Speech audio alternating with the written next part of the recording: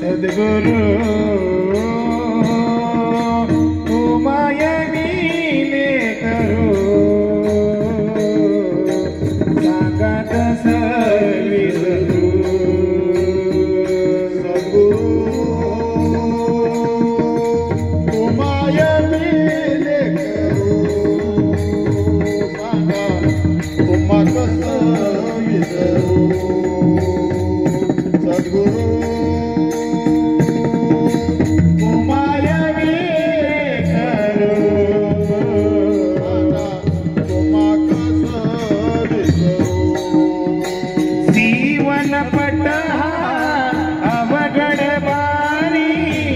जीवन पट अवगण वारी सांग कस विसरू सद्गुरु उमाया गेले सांग कस विसरू सद्गुरु उमाया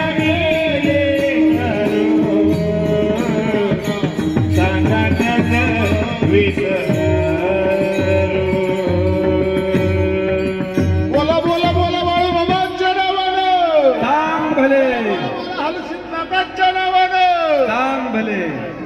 महाराजांच्या चरणाला साष्टांग दंडवत आहे. सुंदर असा मगाशी वालूक झाला. सर्व बालग्यांच्या चरणाला माझा साष्टांग असा दंडवत आहे. माझ्या विठोबाचा कैसा प्रेम भाव आपणची देव होय गुरु. तुकाराम महाराज साधकाला संतांचं महात्म्य पटवून देत असताना सांगतात माझ्या विठोबाचा कैसा प्रेम भाव आपणची देव होय गुरु. त्या भगवंताचं आणि भक्ताचं अतूट नातं आणि त्या नात्यासाठी त्या प्रेमासाठी हा परमेश्वर काय करतो हा अभंगामध्ये विस्तृत वर्णन माझे तुकोबाराय करतात. आणि तुकोबाराय सांगतात माझ्या विठोबाचा कैसा प्रेम भाव माझ्या विठोबाचा कैसा प्रेम भाव. कैसा म्हटलं म्हणजे एक अर्थ असा आहे की सांगायला काहीच नाही म्हणू नये का, किंवा इतकं सांगायला आहे की कुठं सुरुवात करावी आणि कुठं थांबावं हे सुद्धा कळत नाही, एवढं अथांग आहे. आणि म्हणून तुकोबाराय या ठिकाणी या वाल्गे या सर्वांना महाराज साष्टांग दंडवत आहे तुम्हाला. माझ्या विठोबाचा कैसा प्रेम भाव आपणची देव होय गुरु. सांगतात माझ्या विठोबाचा कैसा प्रेम भाव आपणची देव होय गुरु. ह्या प्रेमासाठी ह्या नात्यासाठी देवच गुरु रूपाने प्रकट होतो. एवढा प्रेम भाव, एवढा प्रेम भाव. मग देव आणि संत, देव आणि गुरु याच्यामध्ये भेद नाही. हा अद्वैत भाव अभंगामधून तुकाराम महाराज स्पष्ट करतात. खूपच ए ताईंनो जरा गप बसवाकडे ही लेकर पण जरा गप बसवा. ही आपलं सरकार पाडल्याशिवाय राहणार नाही ना. ह्यांना 4-5 जणांना धरा, ह्यांना सगळ्यांना लांब नेऊन सोडा कुठतरी. बोल नका दादांनो. आणि लेकर पण आपापली बोलून देऊ नका. ही लेकर खेळवायची जागा नाही. आपापल्या जे हॉरोस्कोप्या व्यवस्थित ठेवा आपल्यापाशी. तिथं त्या वाचू नका, तिथं यांना शिकू नका, खेळू नका, शांतता राखा. विक्षेप तयार होतो. ठीक आहे. एक सांगू का, आज खूप सुवर्णाचा योग. जगाच्या मालकाची सेवा माझ्या हातून या गड्याच्या हातून घडते. आणि पुन्हा एकदा गुरुमामले सद्गुरु भगवान डोणे महाराज आज या ठिकाणी श्रवणासाठी आहेत. माझ्यासाठी सोन्याचा क्षण आहे. ठीक आहे. शुभ सरकरेचा योग आहे. आणि आपल्याला देव पाहायचा. एक सांगू का, या गादीवर उभा राहून मी तुम्हाला 2 तास सुद्धा हसू शकतो. टाइमपासच्या गप्पा मारायला काय कठीण असं श्रम लागत नाही महाराज. टाइमपासच्या गप्पा मारायला जास्त कष्ट लागत नाही. पण एक प्रश्न विचारू का, ऐका माझ्या ताईंनो, दादांनो ऐका. तुम्हाला हसवण्यासाठी सांगितलं पाहिजे का जीवनाचं हसू होऊ नये म्हणून सांगितलं पाहिजे? काय केलं पाहिजे बरं? जीवनाचं हसू होऊ नये म्हणून सांगितलं पाहिजे. हो का कथा सांगावी, का भगवंताची कथा सांगावी? कारण तुमची आमची व्यथा दूर व्हावी म्हणून कथा सांगावी. का चरित्र ऐकावं? अरे माझ्या मामाचं चरित्र जर तुम्ही ऐकलं ना तर खात्री खात्रीने सांगतो चारित्र्य सुधारल्याशिवाय राहणार नाही, म्हणून चरित्र ऐकावं. आणि म्हणून एक तुमच्यासाठी सांगणं असं 1:30 वाजता आम्ही निघालो, दुपारी 1:30 वाजता निघालो. आमच्या महाराजांनी गाडीमध्ये जेवण केलं. अंतर आहे, रस्ते खराब आहे. 6:30चा टायमिंग दिला होता, मी 15 मिनिटं अगोदर बोलतो. हा 8 तास कशासाठी आहे? हा 8 तास कशासाठी आहे की बाबा ज्या भगवंताची तुम्ही सेवा करता, ज्या परमेश्वराचा कपाळ भरून भंडारा तुम्ही लावला, तो देव कसा होता, तो देव कसा आहे, तो काय काय करतो तुमच्या असासाठी, किती कष्ट त्याने स्वस्त, हे तुम्हाला मला कळायला नको. एक सांगू का, ज्या लेकराला आई बापाचं कष्ट कळलं, ती लेकरू, ज्या लेकराला आई बापाचं कष्ट कळलं, ती लेकरू आई बापाचं नावच कमवतो. त्याला जाण असते त्या गोष्टीची, काय. आणि ज्याला मामाचं चरित्र कळलं, ज्याला देव कळला, त्याला देवाचं कष्ट कळलं ना, तो माणूस कधीच चुकीचं वागणार नाही. म्हणून शांतता राखा. माझ्या विठोबाचा कैसा प्रेमभाव, आपणची देव होय गुरु. सांगतात की माझ्या देवाचं कसं प्रेम आहे की माझा देव माझ्यासाठीच गुरुच्या रूपानं प्रकट झाला. म्हणजे देव आणि गुरु, म्हणजे गुरु म्हणजे सद्गुरु म्हणजे कोण तर संत. देव आणि संत याच्यामध्ये भेद नाही. हा अद्वैत भाव, हा अद्वैताचा भाव तुकाराम महाराज अभंगामधून प्रकाशानं स्पष्ट करतायत की ह्याच्यामध्ये भेद नाही. देवते संत निमित्त त्या प्रतिमा, फक्त प्रतिमेचा निमित्त आहे, प्रतिमेचा भेद आहे, पण देव आणि संत हे एकच आहेत, ह्याच्यामध्ये भेद नाही. मग तो देव कशासाठी अवतराला आलेला आहे, का तशा रूपाने अवतराला आला, तर केवळ आणि केवळ त्या ऋणानुबंधासाठी, त्या प्रेमासाठी हा भगवंत अवताराला आला. बंद करू नका कुठले, म्हणजे आपोआप बंद करतात.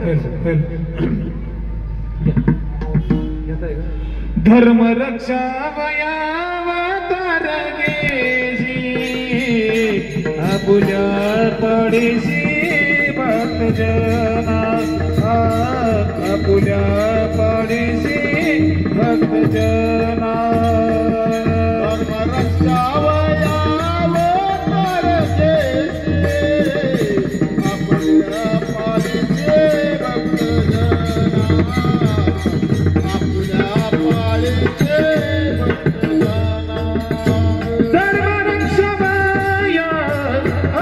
रक्षावयावतार गेजी, आपुल्या पाडीशी भक्तजना,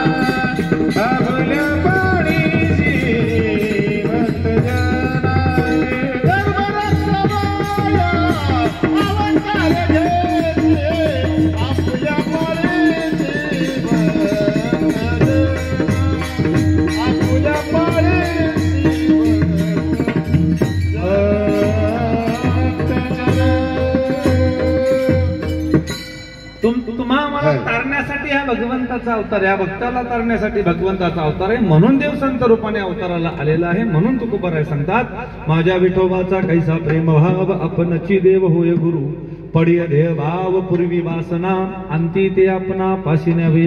काय करतो अवताराला आल्यानंतर, तर आपल्या पडिय देह भाव पूर्वी वासना, आपल्या ज्या काय इच्छाकांक्षा आहेत त्या पूर्ण करण्यासाठी हा भगवंत तत्पर आहे. आणि पडिय देह भाव पूर्वी वासना, आपल्या सगळ्या इच्छाकांक्षा पूर्ण करतो आणि शेवट स्वतः सारखं करून घेतो. पडिय देह भाव पूर्वी वासना, अंती ते आपणा पाशी न्यावे. पुढे एवढंच करतो का? नाही, मागे पुढे उभा राहे सांभाळीत, आली आघात निवारावे. तो आपल्या मागे उभा आहे, तो आपल्या पुढे उभा आहे. कशासाठी? तो आपल्याला जगत असताना तर ह्याच्यामध्ये संकट आलं, ह्या प्रपंच जीवनामध्ये संकट आलं तर तो सोडवण्यासाठी तो सदैव तत्पर आहे. तो मागे उभा आहे, तो पुढे उभा आहे. कारण का? कारण तो आपल्या प्रेमासाठी संत रूपाने अवताराला आलेला आहे. तो उगाच उभा नाही. कारण तुमचं आणि आपलं तुमचं नातं त्या परमेश्वराच्या त्या मामाशी जोडलेलं आहे ना. मग देव मागे उभा आहे, मग देव पुढे उभा आहे. कशासाठी? मागे पुढे उभा राही सांभाळीत, आली आघात निवारावे. तुमचा आमचा सांभाळ करण्यासाठी, तुमचा आमचा सांभाळ करण्यासाठी आईच्या अंतःकरणानं बापाच्या कृपेनं तो सदैव तुमच्या आमच्या पाठीशी उभा आहे. म्हणून तुकाराम महाराज सांगतात, मागे पुढे उभा राही सांभाळीत. फक्त तो सांभाळ करण्यासाठी तुमच्या आमच्यासाठी उभा आहे. पण एवढंच करतो का? हो निर्वाणी गोविंद असे मागे पुढे, निर्वाणी गोविंद असे मागे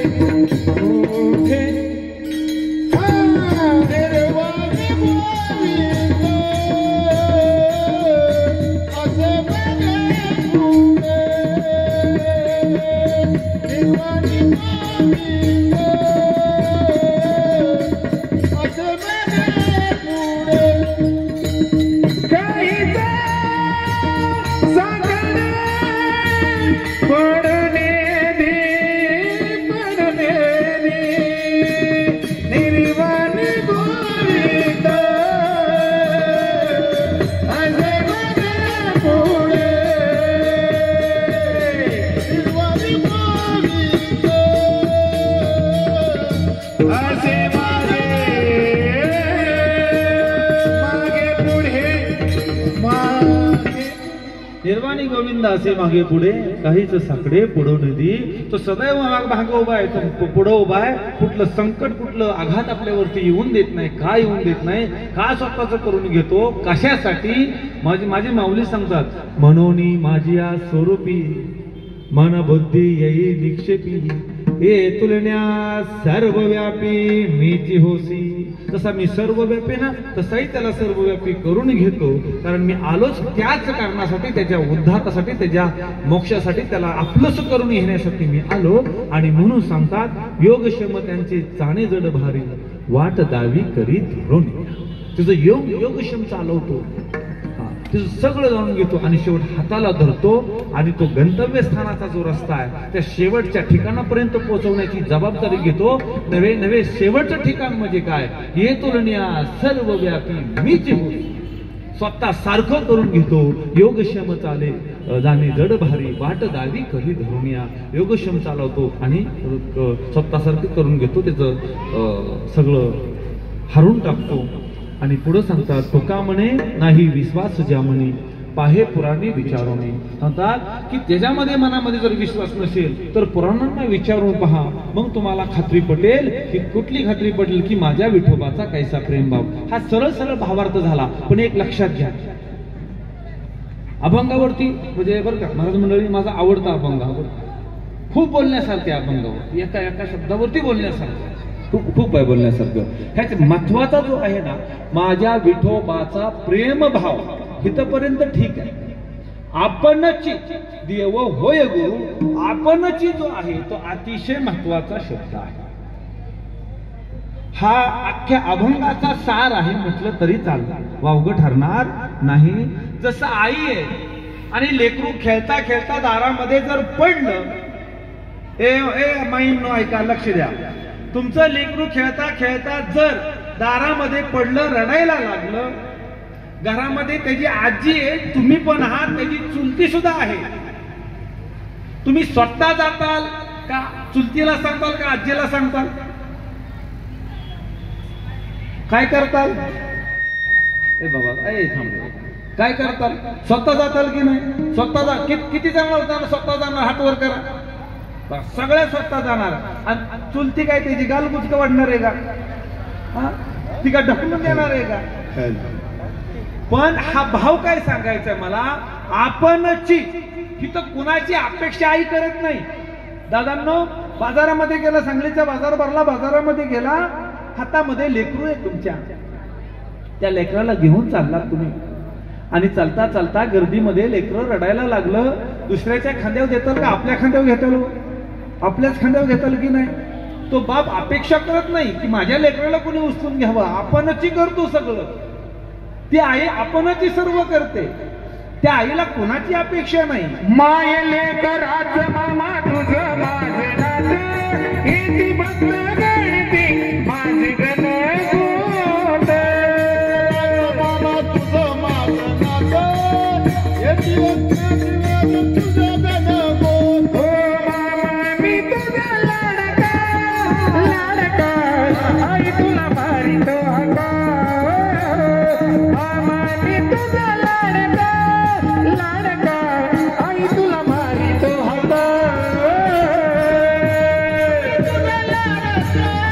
लाडका आई तुला मारितो हाका मामा मी तुझा लाडका लाडका आई तुला मारितो हाका मारितो हका मारितो हका. जसं आई बापाला जो कळवळा आहे तसा आपल्या आई बापाला लेकराविषयीचा जो कळवळा आहे तोच कळवळा जेव्हा माझा भगवंत मामांच्या रूपाने अवताराला आला आणि या भूतलावरती भ्रमंती करायला लागला, केवळ आणि केवळ तुमच्या आमच्या विषय असलेला कळवळा म्हणून जगाच्या मालकाची भ्रमंती. म्हणून तो देव आपणच सगळं करत असतो, कुणाची अपेक्षा करत नाही. आजपर्यंत मामानं ज्याची ज्याची राखण ज्याचं ज्याचं रक्षण केलं, ज्याच्या ज्याच्यासाठी उभा राहिला, तो कुणाची अपेक्षा घेऊन उभा राहिला नाही. देव स्वतःच त्या ठिकाणी उभा राहिला. म्हणून तुकाराम महाराज म्हणतात आपणची देव. हे कशासाठी आहे तर त्या देवाचं आणि भक्ताचं असलेलं नातं त्या प्रेमापोटी आहे. जशी आई त्या नात्यापोटी त्या प्रेमापोटी त्या जिव्हाळ्यापोटी राबती ना, तसा माझा देवही त्या जिव्हाळ्यापोटी राबतो. म्हणून त्या ठिकाणी प्रेमभाव या सिद्धांताला अतिशय महत्व आहे. माझ्या विठोबाचा कैसा प्रेमभाव तर अख्खा अभंग सांगतो माझ्या विठोबाचा आईचा प्रेमभाव. अभंगावरती जास्त बोलायला नको, सरळ सरळ आणि साधा भावार्थ मांडण्याचा प्रयत्न केला. महाराज मंडळी माझं अजिबात म्हणणं नाही या अभंगाचा भावार्थ असा असा. प्रत्येकाच्या विचारानं अभंगाचा भावार्थ वेगवेगळा असू शकतो. पण एक गोष्ट महत्वाची, या अभंगातून नेमकं काय म्हणायचं हे फक्त तुकाराम महाराजच सांगू शकतात. या जगात नीट आहे का, महाराष्ट्रात नव्हे, सांगलीत नव्हे, भारतात नव्हे, या जगात मी तुकाराम महाराजांचा अभंग सोडवला असं म्हणणारा जन्माला आलेला नाही. तो सोडूच शकत नाही. ते तुकाराम महाराज इतकं मोठं गुह्य आहे, ते सोडवणं तुमच्या आमच्या बसची बात नाही. फक्त आपण विचार मांडू शकतो. काय करू शकतो? विचार मांडू शकतो. अभंगाचा सरळ आणि साधा भावार्थ सांगितला. एकदा विठोबा रुक्माईचं भजन करूया आणि मामांच्या चरित्राकडे परत होऊया. हरी विठोबा रुक्माई जय जय विठोबा रुक्माई जय जय विठोबा रुक्माई जय विठोबा रुक्माई हरी जय जय जय हरी जय जय जय विठोबा रुक्माई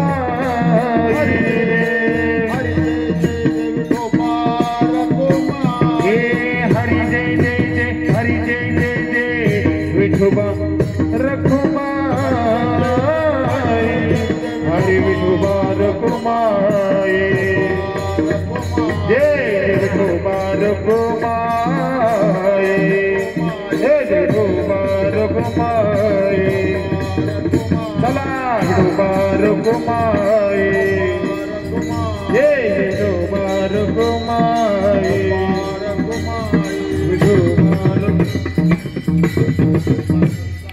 सांग भल रे सांग भल बाळू मामा सांग भल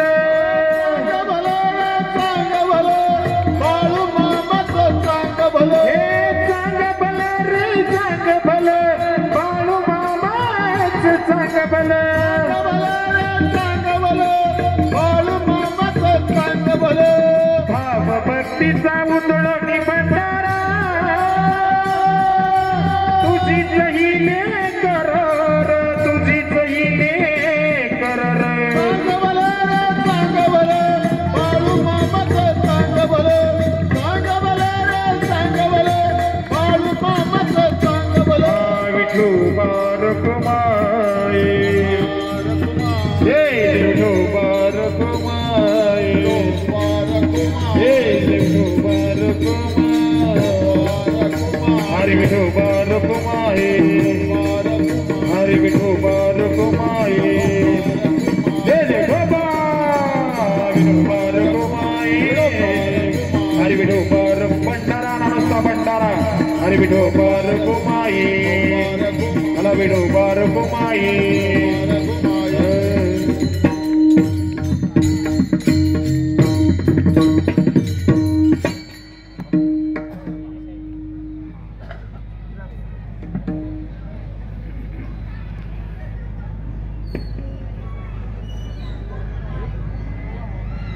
पुंडली गौरधारी ठल श्री ज्ञानदेव तुकाराम पंढरीनाथ भगवान की जय माऊली ज्ञानेश्वर महाराज की जय जगद्गुरु तुकाराम महाराज की जय बोला बोला बाळूमामाच्या नावानं राहू द्या ठेवा तिकडे आता ठेवा पहिल्यांदा कीर्तन होतंय का काय इथं ठेवा तिथं चला भंडारा लागलाय महाराजांनी लावला सगळं आलं तिथं सर्वांनी हात वर करायचे सुंदर असं मामांचं भजन करायचं घ्या महाराज हो बाळू मामा हो बाळू मामा बाळू मामा बाळू मामा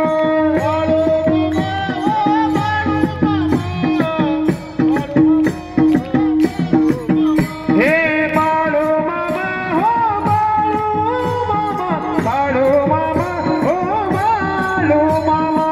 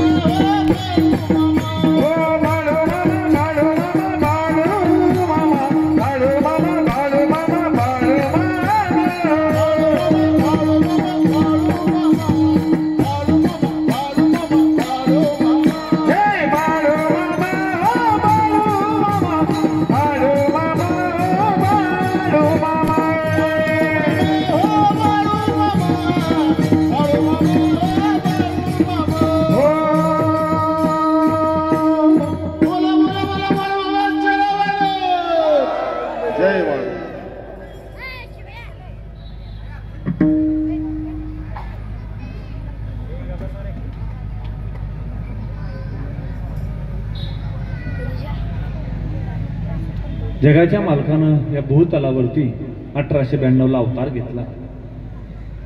हा म्हणता म्हणता 74 वर्षाची भ्रमंती या जगाच्या मालकानं पूर्ण केली आणि आदमापुराच्या पुण्यवान आणि पवित्र भूमीमध्ये देव समाधिस्थ झाला. या जगाच्या पाठीवरती एक आगळं वेगळं दैवत म्हणून या देवानं अवतार घेतला. मग अशी एक उल्लेख राहिला होता बर का, दादू गवळींच्या कुटुंबातले आलेत काय? दादू गवळी, दादू सत्याप्पा गवळी आहे का? तो दादा आलाय काय? कोण झालता त्याचा मजा? ह्या सांगलीमध्ये दादू गवळी जे मामांच्या बरोबर राहिले आणि मामांचा खूप विश्वास त्यांच्यावरती, त्यांचं कुटुंब याच सांगलीमध्ये राहतं. पुढच्या चरित्रामध्ये येऊन जाईल. 1892 अवतार, 1966 समाधी घेतली दादांनो. हे ऐका, 1966 आदमापूरच्या पुण्यवान आणि पवित्र भूमीमध्ये देव समाधिस्थ झाला. सूक्ष्म रूपानं हजर राहिला. देव गेला नाही, संजीवन समाधी घेऊन आदमापुरामध्ये समाधिस्थ झालेला कलियुगातला देव म्हणजे बाळूमामा आहे. कोण जर म्हणेल ना देव गेला, माझ्या देवानं सांगितलं, अरे जो मला हाय म्हणाल नव त्याला मी हाय, आणि जो मला नाही म्हणाल नव त्याला मी कधीच नाही. ज्या दिशी हिरवी झाडं उभ्या उभ्या महाप्रलयानं महाविनाशानं पेटली, त्या दिशी मी नाही असं समजा. तोपर्यंत ह्या जगाच्या पाठी कुठून बी हाक मारा, आत्मापुरता बाळूदंगर अखंड तुमच्या हा देवाच्या मुखात. देव गेलाच नाही, देव समाधिस्थ झाला. संजीवन समाधी आत्मापुरामध्ये घेऊन देव समाधिस्थ झाला. या भूतलावरती अवतार घेऊन जगदुनियाचं कल्याण करायचं, राबायचं दुसऱ्यासाठी. स्वतःचा स्वार्थ काहीच नाही, फक्त राबणं तुमच्या आमच्यासाठी. आणि त्या आदमापुराला, या धरणी मायवरचा स्वर्ग माझ्या भगवंतानं बनवलं. ऐका, आदमापूरला जाताय ना, कोण कोण गेला? हात वर करा. आदमापूरला जाणारे वा, सगळेच जातात. वा, ऐका, धरणी मायवरचा स्वर्ग म्हणजे आदमापूर आहे. आणि त्या आदमापुरातला देव आपला बाळूमा, स्वर्गाचा राजा, या धरणी मायचा ब्रह्मांडाचा राजा आहे माझा देव. त्या आदमापुरामध्ये देव आहे. तो देव या भूतलावरती अवतार घेतला जगदुनियाचं कल्याण करण्यासाठी. फक्त राबायचं तुमच्या आमच्यासाठी, तुमचा आमचा परपंच सुखाचा व्हावा म्हणून कष्ट करायचे. देवाचाही देव करीतो भक्तांची चाकरी. देवाचाही देव करीतो भक्तांची चाकरी. देवाचाही देव करीतो भक्तांची चाकरी. देवाचाही देव करीतो भक्तांची चाकरी. बाळूमामा देव रातो आदमापुरी. बाळूमामा देव रातो आदमापुरी. देवाचाही देव करीतो भक्ताची चाकरी. देवाचाही देव करीतो भक्ताची चाकरी. देवाचाही देव करीतो भक्तांची चाकरी. देवाचाही देव करीतो भक्तांची चाकरी.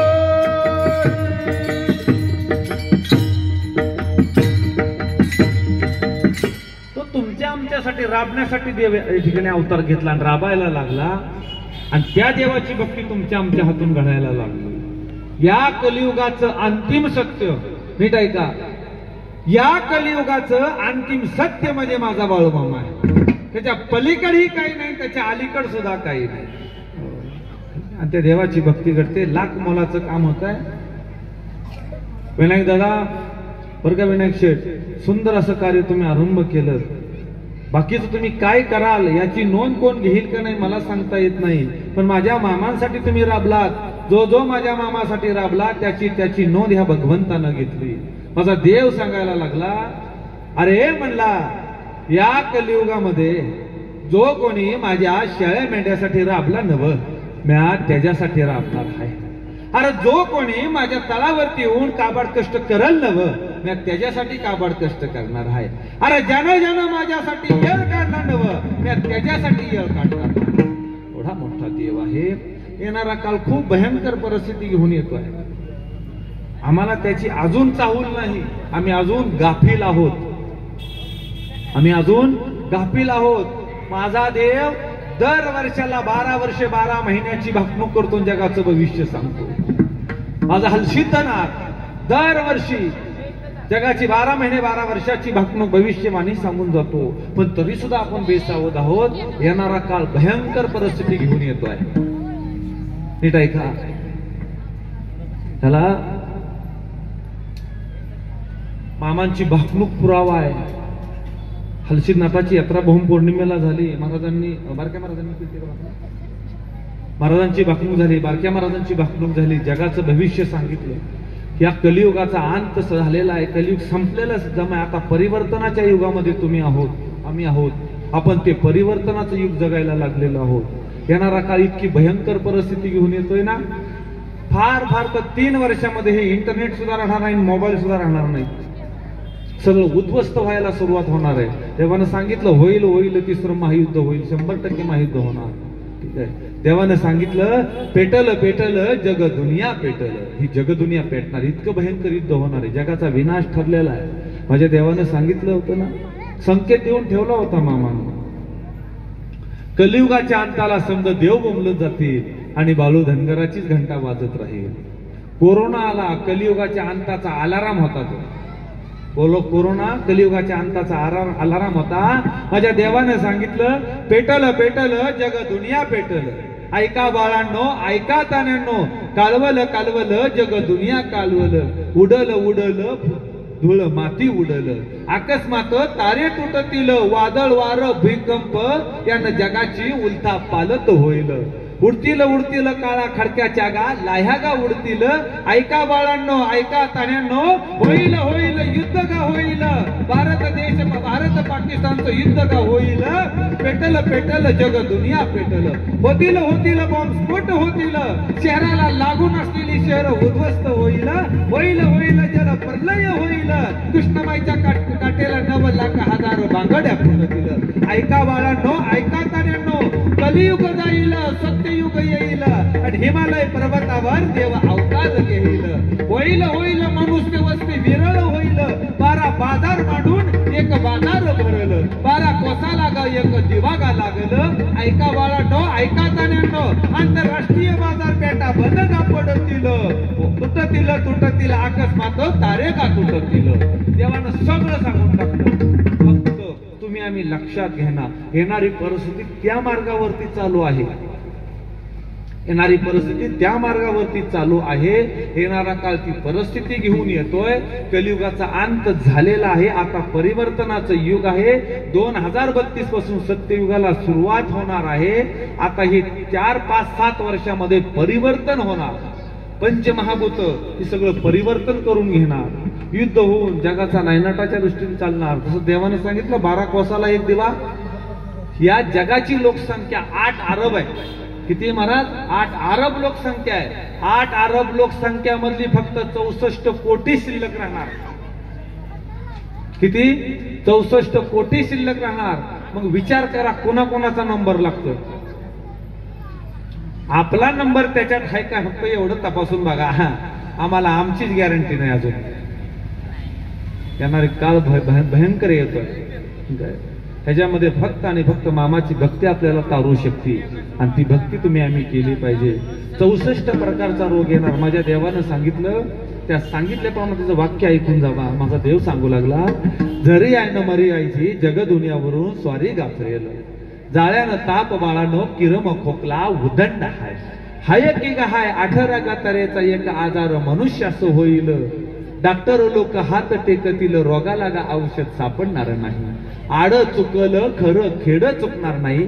ऐका बाळांनो, ऐका तान्यांनो, कोरोनापेक्षाही महाभयंकर महामारी गा येईल. कोरोनानं तरी वेळ दिला.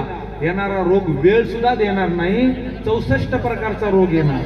भयंकर परिस्थिती निर्माण होणार आहे. आता काय करायचं तर भक्ती करा. माझ्या देवानं सांगितलं साल 1966 1959 नोव्हेंबरचा महिना आणि मामा मरगुआईच्या मंदिरामध्ये मरगुआईच्या मंदिरामध्ये देव आहे. आणि देव सांगू लागला मरगुआईला, मारुती भोसले बरोबर आहेत मामांच्या, आणि सांगू लागला, ए म्हणलं मरगुआई तू लय वांगाळ हाईस.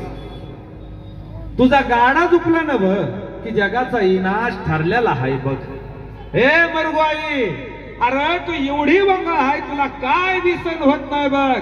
अरे तुझा फेरा आला न बघ की जगाचा विनाश ठरलेला आहे.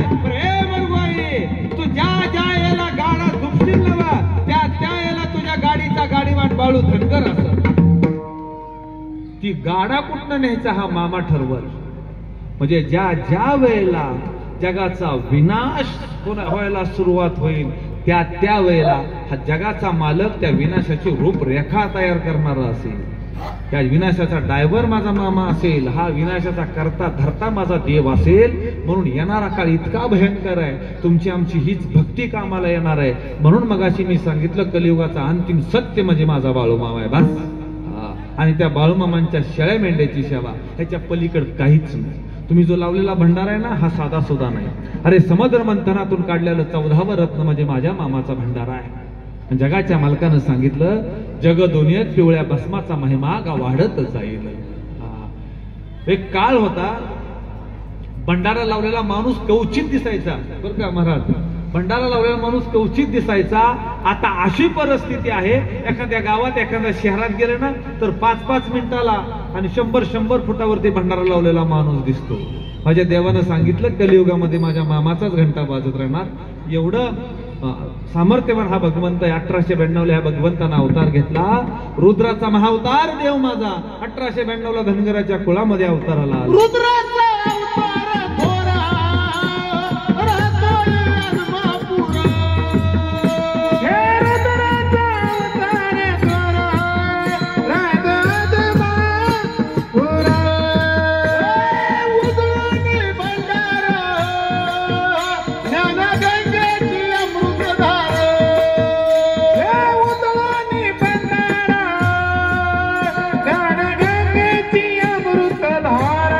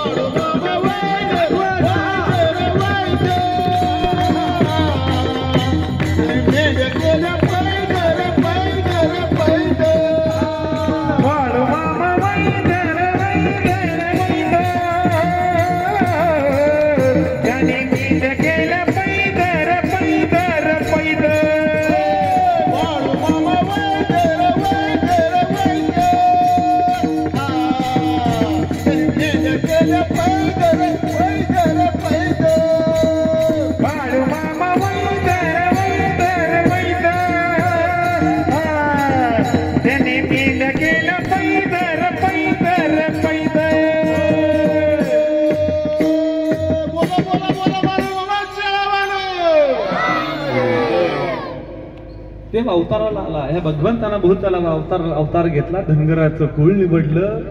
ए माई दादा नाही का, देव अवताराला आला. या देवाना धनगराचं कुळ निवडलं. मामांची आई सत्यबा माता, सुंदरा माता, बहुतेक कुटुंब आप्पाची वाडी आणि मायाप्पा आरभावे कुटुंब. आरभावेच्या गावातून आले म्हणून अक्कलच्या गावकऱ्यांनी आरभावे नाव पाडलं. तसं हे कुटुंब दक्षिण कोल्हापुरामधलं देसाई आडनाव.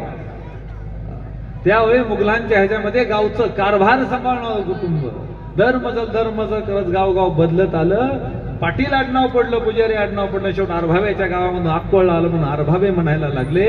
मायाप्पा आणि सुंदरा मातेच्या पोटी जन्मलेलं बाळ म्हणजे बाळाप्पा म्हणजे मामा. साक्षात ह्या परमेश्वरानं भूतलावरती अवतार घेतला. ब्रह्मा, विष्णू, महेश या तिन्ही देवांचा एकत्रित अवतार म्हणजे बाळूमामा. काय एवढं सामर्थ्य आहे? अरे तिन्ही देवानं या भूतलावरती मामाच्या रूपानं अवतार घेतला, जगाचं राखण करायला देव लागला.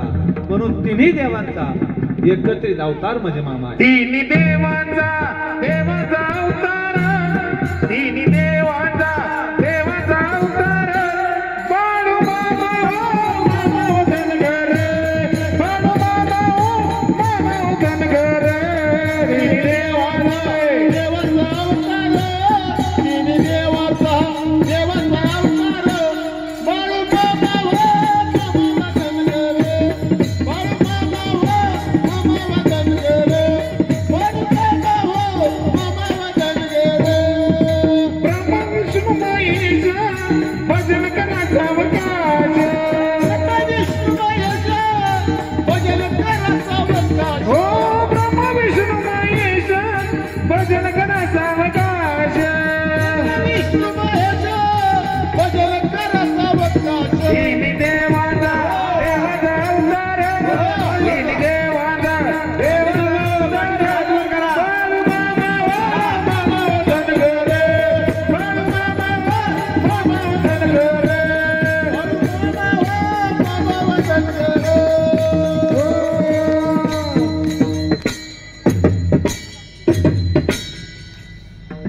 फुकाटच्या टाळ्या वाजवायला मागं बघायचं नाही. काही इकात आणले, कोणी हात इकात आणले त्यांनी हात वर करा. हात इकात आणले त्यांनी हात वर करा. एक सुद्धा नाही. ज्या भगवंतानं हे हात दिलं त्या परमेश्वराच्या भजनामध्ये टाळी वाजवायला मागं पुढं बघायचं नाही. खळखळून टाळी वाजवायची, आनंद घ्यायचा. मगाशी सांगितलं, हा आनंद हा क्षण पुन्हा नाही, ही वेळ पुन्हा नाही. आता खऱ्या अर्थानं एवढं मगाशी भाकणुकीचा अर्थ सांगितला, ग्रंथ आहेत माझ्यापाशी. जगाच्या विनाशाचा उल्लेख करणारा भविष्य पुराण स्पष्ट उल्लेख आहे. असा ओडिसाच्या पंचसखा अच्युतानंद स्वामी यांनी लिहिलेला ग्रंथ भविष्य मालिका पुराण, त्याच्यामध्ये जगाच्या विनाशाचा स्पष्ट उल्लेख कशा कशा प्रकारे होणार आहे. मग आता कशासाठी टेन्शन घ्यायचं? आनंद जर हित नाही घ्यायचा तर आनंद घ्यायचा कुठं? नाचू कीर्तनाचे रंग, नाचू कीर्तनाचे रंग. नाचू कीर्तनाचे रंगी, नाचू कीर्तनाचे रंग. नाचू कीर्तनाचे रंग, नाचू कीर्तनाचे रंग. नाचू कीर्तनाचे रंगी, नाचू कीर्तनाचे रंगी. नाचू कीर्तनाचे रंग, ज्ञान झेपलावून